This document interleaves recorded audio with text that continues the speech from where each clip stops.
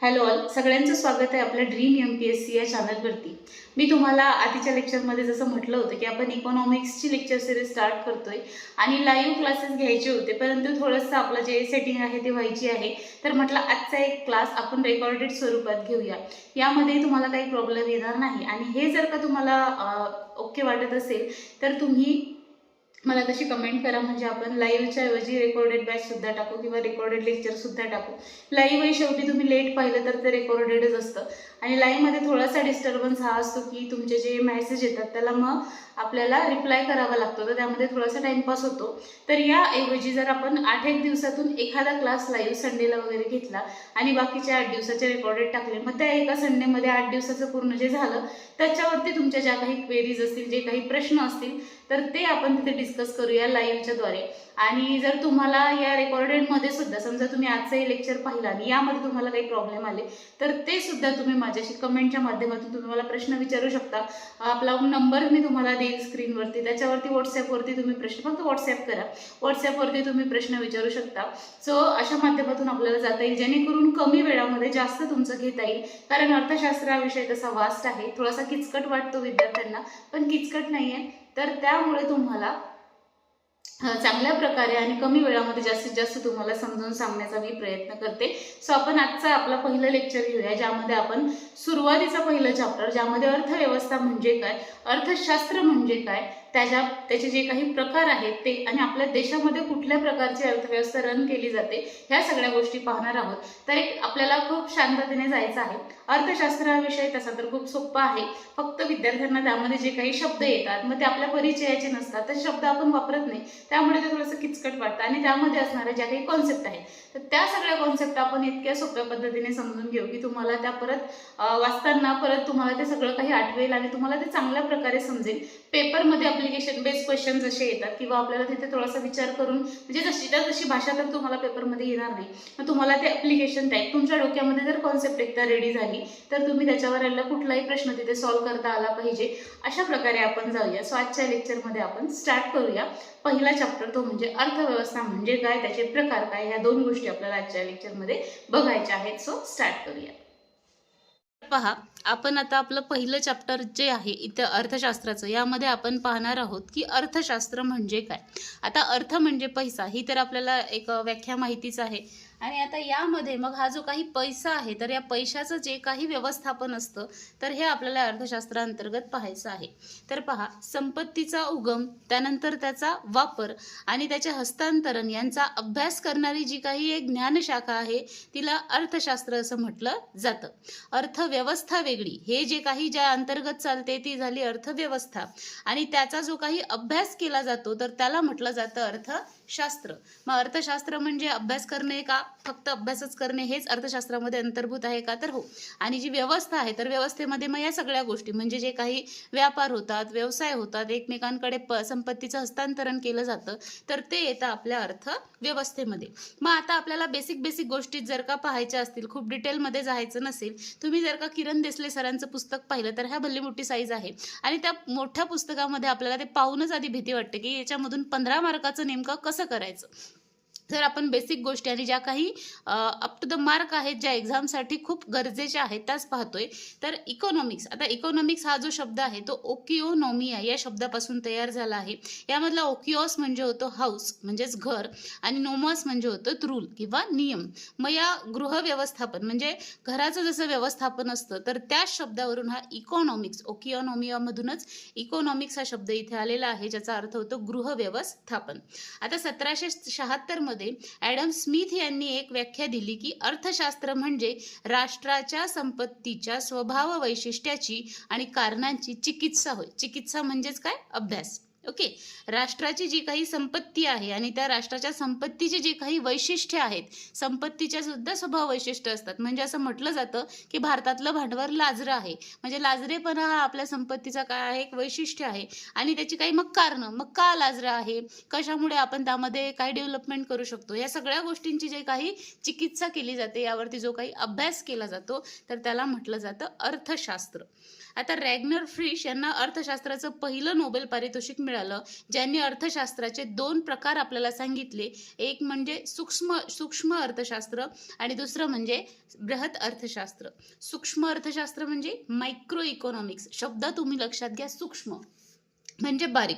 बारीक म्हणजे काय, तर जे काही आपल्या घरातले व्यवहार आहेत किंवा घरातले म्हणण्यापेक्षा आपल्या आजूबाजूचे व्यवहार आहेत, व्यापाऱ्यांमध्ये होणारे, ग्राहकांमध्ये होणारे, विक्रेत्यांमध्ये होणारे, बाजारामध्ये होणाऱ्या ज्या काही बाजार सेवा आहेत, ह्या सगळ्या गोष्टींचा अंतर्भाव कुठे होतो, तर या सूक्ष्म अर्थशास्त्रामध्ये होतो. आणि मग बृहत अर्थशास्त्र म्हणजे काय, तर मॅक्रो इकॉनॉमिक्स. मॅक्रो असं म्हणताना आपल्या तोंड असा थोडा मोठा आकार म्हणजे मोठी अर्थव्यवस्था असं लक्षात ठेवा. ओके, तर मॅक्रो इकॉनॉमिक्समध्ये आपल्याला राष्ट्रीय उत्पन्न असेल, महागाई असेल, परकीय धोरणं आहेत आणि ते धोरणं ठरवणे असेल, राजकोषीय धोरण असतील, चलन व्यवस्था असेल, या सगळ्या गोष्टींचा जो काही अभ्यास केला जातो तो या मॅक्रो इकॉनॉमिक्समध्ये केला जातो. आणि याच मॅक्रो इकॉनॉमिक्सचा अभ्यास आपल्याला या अर्थशास्त्राअंतर्गत करायचा आहे. आणि यामध्ये आपल्याला पाहायचं आहे मग बृहत अर्थशास्त्र. सूक्ष्म अर्थशास्त्र म्हणजे काय, तर थोड्याफार प्रमाणातला म्हणजे आपल्या आजूबाजूचा जो काही आर्थिक व्यवहार आहे त्याचा अभ्यास किंवा ते अर्थशास्त्र. परंतु मॅक्रो म्हणजे काय, तर व्यापार, परकीय, राष्ट्रीय स्तरावरचा जो काही आर्थिक घडामोडी होतात त्यांचा अभ्यास म्हणजे आपला बृहत अर्थशास्त्र. मग आता तुम्ही लक्षात काय ठेवसाल, मायक्रोमध्ये स्मॉलमध्ये काय काय येतं, मग बाजार येते, खरीददार येतात, विक्रेते येतात, दलाल येतात, मजूर येतात आणि वस्तूंच्या सेवा येतात. आणि जे काही मॅक्रो इकॉनॉमिक्स आहे यामध्ये काय काय येतं, राष्ट्रीय उत्पन्न असेल, महागाई असेल, बेरोजगारी असेल, कर धोरणं असतील, राजकोषीय नीती असेल, राजकोषीय धोरणं असतील, चलन असेल, चलन धोरण असेल, म्हणजे या सगळ्या गोष्टी कशामध्ये येतात, तर या मॅक्रो इकॉनॉमिक्समध्ये येतात, ज्याचाच आपल्याला अभ्यास करायचा आहे. आता बेसिक कॉन्सेप्ट तुमच्या लक्षात आल्या. काय काय लक्षात ठेवायचं आहे की नेमके अर्थशास्त्र म्हणजे काय, तर अर्थशास्त्र म्हणजे पैशाचं शास्त्र नाही, पैशाचंच शास्त्र, परंतु पैशाचा कशा प्रकारे वापर केला जातो, त्याचा उगम कसा होतो, त्याचं हस्तांतरण इकडून तिकडे कसं होतं, याचा अभ्यास करणारी एक ज्ञान शाखा म्हणजे अर्थशास्त्र. कुठला शब्द, ओकिओनॉमिया. ओकिओस म्हणजे हाऊस, नोमॉस म्हणजे रूल, गृह व्यवस्थापन. आणि 1776 मध्ये ॲडम स्मिथ यांना अर्थशास्त्राची एक व्याख्या दिली. असं शास्त्र म्हणजे काय, राष्ट्राच्या संपत्तीच्या स्वभाव वैशिष्ट्यांची आणि कारणांची चिकित्सा अभ्यास म्हणजेच अर्थशास्त्र. रॅग्नर फ्रिश यांना पहिलं अर्थशास्त्राचं नोबेल मिळालं. हाही प्रश्न विचारला जाऊ शकतो. आता ज्या काही सरळ सेवा होतील त्यामध्ये सुद्धा असे प्रश्न तुम्हाला दिसतील. जर ती एमपीएससी कडे जात असेल तर एमपीएससी आपल्या स्वभावाप्रमाणे प्रश्न विचारेल. सो आपल्याला अशा बेसिक गोष्टी त्या परीक्षांसाठी सुद्धा करणे गरजेचं आहे. तर सूक्ष्म अर्थशास्त्र आणि बृहत अर्थशास्त्र असे 2 त्यांनी प्रकार दिले आणि आपण आता पाहिलं त्यामध्ये काय काय येतं. मग आता आपल्याला अर्थव्यवस्थेचे प्रकार पाहायचे आहेत. आता अर्थव्यवस्था म्हणजे काय, तर हे जे काही सगळ्या गोष्टी ज्या व्यवस्थेमार्फत होतात त्याला म्हटलं जाते अर्थव्यवस्था. ओके, मग त्याचे प्रकार आपल्याला पाहायचे आहेत. मुख्य 3 प्रकार आहेत. एक आहे आदेशात्मक अर्थव्यवस्था, दुसरी आहे बाजार अर्थव्यवस्था आणि तिसरी आहे मिश्र अर्थव्यवस्था. खूप किचकट करत नाहीये मी, तुम्हाला समजेल अशा भाषेत सांगते. आता पहिल्यांदा पाहूया आपण आदेशात्मक अर्थव्यवस्था म्हणजे काय. शब्दात कुठला शब्द दिसतोय आपल्याला, आदेश. म्हणजे काय केला जातो, आदेश दिला जातो की या गोष्टींचं तुम्ही उत्पादन घ्या. कमांड इकॉनॉमी इंग्लिशमध्ये त्याला म्हटलं जातं कमांड. मग त्याची काहीतरी प्लॅनिंग केली असेल. असंच कोणी काहीही करा असं सांगतं का, जसं आपण पेपरसाठी प्लॅनिंग करतो तशीच अर्थव्यवस्थेची प्लॅनिंग केली जाते आणि म्हणूनच त्याला प्लॅन इकॉनॉमी, कमांड इकॉनॉमी असं म्हटलं जातं. उत्पादन, गुंतवणूक, किमती, उत्पन्न इत्यादी सरकारकडून नियंत्रित केल्या जातात. म्हणजे तुम्ही कशाचं उत्पादन घ्यायचं, कशामध्ये गुंतवणूक करायची, किमती किती असतील, कशाचं उत्पन्न घ्यायचं, ह्या सगळ्या गोष्टी कोणामार्फत नियंत्रित केल्या जातील, शासनामार्फत, केंद्रामार्फत नियंत्रित केल्या जातील. मग हे नियंत्रित करण्यासाठी एखादी केंद्रीय संस्था सुद्धा तिथे जन्माला आलेली असेल. जसं आपल्या भारतामध्ये 1950 साली निर्माण झालेला आपला नियोजन आयोग आहे. या नियोजन आयोगामार्फत या सगळ्या गोष्टी तिथे कंट्रोल केल्या जायच्या. 5 इयर प्लॅन आपल्याला दिले जायचे आणि त्या अंतर्गत सगळे देशामध्ये गोष्टी व्हायच्या. ओके, मग इथे काय केलं जायचं, तर नियोजन आयोगामार्फत आदेश दिला जायचा, कुठे कुठे सूचना सुद्धा दिल्या जायच्या आणि अशा प्रकारे ही अर्थव्यवस्था रन केली जायची. मग या आदेशात्मक अर्थव्यवस्थेचे 2 प्रकार आहेत. एक म्हणजे आदेशात्मक अर्थव्यवस्था आणि दुसरी म्हणजे सूचकात्मक अर्थव्यवस्था. ही थोडी रिजिड असते आणि ही थोडी फ्लेक्झिबल असते. इथे म्हटलं जातं की तुम्ही हेच करा आणि इथे म्हटलं जातं की तुम्ही हे करू शकता, हे केलं तर तुमचा फायदा होईल. म्हणजे अशा प्रकारच्या सूचना दिल्या जातात. इंडिकेटिव्ह अर्थव्यवस्था त्याला म्हटलं जातं आणि आदेशात्मक अर्थव्यवस्थेला इम्परेटिव्ह अर्थव्यवस्था असं म्हटलं जातं. अशा 2 प्रकारच्या अर्थव्यवस्था आहेत. मग आदेशात्मकचे प्रकार 2 कुठले, आदेशात्मक अर्थव्यवस्था आणि सूचकात्मक अर्थव्यवस्था. आता दुसरी आहे मग बाजार अर्थव्यवस्था, ज्याला म्हटलं जातं मार्केट इकॉनॉमी. मार्केट इकॉनॉमी म्हणजे काय, तर इथे कुठल्याही प्रकारचं नियंत्रण नसतं. जसं इथे एक प्लॅनिंग कमिशन आहे जे आपल्याला सांगते अशा अशा प्रकारे उत्पन्न घ्या, इथे तसं काही नाहीये. तुम्हाला वाटते ते करा. ओके, नियंत्रण नसते. नफा देणाऱ्या वस्तूंचे उत्पादन. ऑब्विसली आपल्यावर जर कुणाचं नियंत्रण नसेल तर आपण त्याच गोष्टी करू ज्यामधून आपला फायदा होईल. परंतु जर नियंत्रण असलं तर जशी सूचना आली, जसा आदेश आला तसं आपल्याला काम करावं लागतं. मग या अर्थव्यवस्थेमध्ये फक्त नफा घेणाऱ्याच वस्तूंचं उत्पादन केलं जातं. सेल्फ मॅनेज इकॉनॉमी स्वयंचलित असते. स्वतःला वाटलं त्याचं उत्पादन घ्यायचं आणि तसं नियंत्रण करायचं. अनप्लॅन इकॉनॉमी, ऑब्विसली तिथे जर का काही नियंत्रणच नाहीये तर तिथे कुठल्या प्रकारचं प्लॅनिंग असणार नाही आणि म्हणूनच याला अनियोजित अर्थव्यवस्था असं म्हटलं जातं. आणि ही जी अर्थव्यवस्था आहे ती भांडवलशाही देशांमध्ये राबवली जाते. हिलाच मुक्त अर्थव्यवस्था असं म्हटलं जातं. नियंत्रण नाही आहे म्हणजेच काय आहे, ती मुक्त अर्थव्यवस्था आहे, फ्री इकॉनॉमी आहे आणि त्यालाच लॅसियस फायर असं म्हटलं जातं. उच्चार काही करा, लक्षात ठेवा फक्त. कोणत्या अर्थव्यवस्थेला लॅसियस फायर म्हटलं जातं असं हे विचारलं जाऊ शकतं, तर बाजार अर्थव्यवस्थेला म्हटलं जातं. हे आपल्याला इथे लक्षात ठेवायचं आहे. पहिली होती आदेशात्मक सूचकात्मक, दुसरी आहे बाजार अर्थव्यवस्था, त्यालाच म्हटलं जातं सेल्फ मॅनेज स्वयंचलित, अनियोजित अनप्लॅन इकॉनॉमी आणि मुक्त अर्थव्यवस्था यालाच म्हटलं जातं. आता तिसरी अर्थव्यवस्था आहे, तर या दोघांचंही जे काही कॉम्बिनेशन केलं जातं ते असतं या मिश्र अर्थव्यवस्थेमध्ये आणि त्याला म्हटलं जातं प्लॅन इकॉनॉमी. त्याला म्हटलं जातं मिक्स इकॉनॉमी.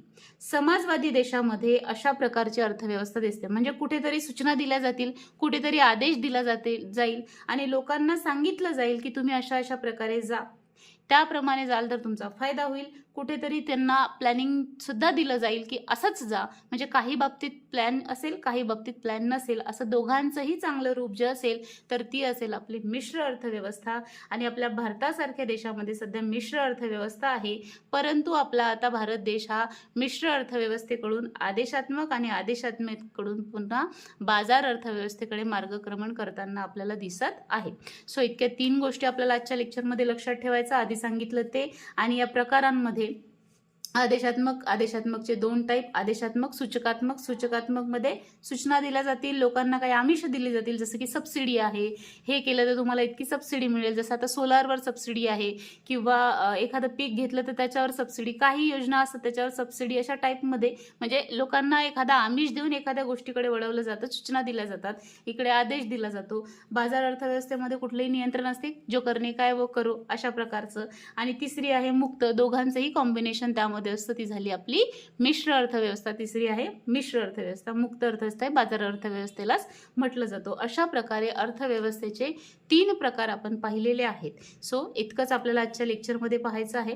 पुढच्या लेक्चरमध्ये आपण पाहूया याच्या पुढच्या काय काय गोष्टी आहेत, म्हणजेच की आपली जी काही अर्थव्यवस्था आहे तर त्या अर्थव्यवस्थेचे जे काही प्रकार आपण पाहिले. आता त्यानंतर आपल्याला पाहायचं आहे ते काही विकास कशा प्रकारे झाला ते, आणि ज्या काही गोष्टी या अंतर्गत येत असतील, म्हणजे काही गिनी गुणांक असेल, राष्ट्रीय उत्पन्न असेल, ह्या ज्या काही छोट्या छोट्या कॉन्सेप्ट आहेत पहिल्या प्रकरणामध्ये, तर त्या सगळ्या आपण पाहूया. या लेक्चरनंतर तुम्ही एकदा इकॉनॉमिक्सचं तुमच्याकडे जे पुस्तक आहे त्यामधलं पहिलं प्रकरण वाचून घ्या आणि मग त्यानंतर आपण पुढच्या गोष्टी पाहूया, तर तुम्हाला चांगल्या प्रकारे लक्षात येतील. तर अशा प्रकारे आपण आज पहिलं अर्थशास्त्राचं लेक्चर पाहिलं. याआधी आपण या सगळ्या गोष्टी घेतलेल्या आहेत, पण नव्याने आता आपण स्टार्ट करतोय, ज्यामध्ये तुम्हाला नवीन आकडेवारी सुद्धा पुढे पुढे मिळणार आहे. तर या लेक्चरच्या माध्यमातून अर्थव्यवस्था म्हणजे नेमकं काय आणि अर्थशास्त्राचे किंवा अर्थव्यवस्थेचे जे काही प्रकार आहेत, अर्थशास्त्राचे जे प्रकार आहेत ते आपण पाहिले. सो खूप सोप्या पद्धतीने सांगण्याचा प्रयत्न केला. लेक्चर कसं वाटलं हे मला कमेंट करून नक्की सांगा आणि आवडलं असल्यास एक लाईक नक्की करा आणि एक कमेंट सुद्धा करा, जेणेकरून मी आणखी पुढचे व्हिडिओ जेव्हा बनवेन तेव्हा मला आणखी छान वाटेल बनवायला. So thank you so much for watching. भेटूया पुढच्या व्हिडिओमध्ये.